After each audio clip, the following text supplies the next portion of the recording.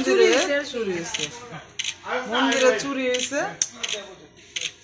মানে ভোর 6টার দিকে এ মন্দিরের মানে পূজার আয়োজন করে ভানুমতি আচার্য। এই দরজার মানে গেটে তালা দেওয়া ছিল, গেটে একদম মানে অ্যাজ ইউজুয়াল তালা দেওয়া।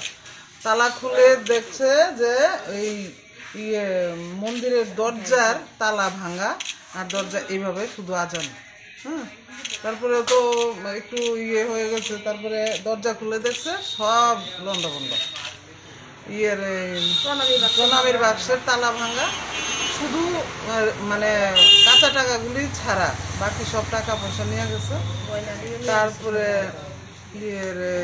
ঠাকুরের আসনের ঠিক নিচে একটা ড্রয়ারের মধ্যে রাখা ছিল ঠাকুরের চরণ তুলসী, 8-10টা হবে এরকম সোনার, ওইগুলি নিয়ে গেছে। তারপরে মানে পুরা ঘর লন্ডভন্ড কইরা রেখে গেছে নিয়ে। মানে তারপরে 6টার থেকে একটু পরে আমার কাছে ফোন গেছে, আমার এই গুরু বোন ফোন করছে আমারে। আমার বাড়িটা একটু দূরে আর কি, তা আমি আইসি আয়া দেখতেছি অবস্থা। তারপরে আমরা পুলিশের কাছে মানে এনসিসি থানায় কল করছি, জিবি আউটপোস্টে কল করছি, তারা আইসে। হ্যাঁ, এসআই কি কি জিনিস নিছে? ওই যে বললাম চরণ তুলসী 7-8টা-10টা হবে, আমি ঠিক জানি না কয়টা, মনে নেই আর কি।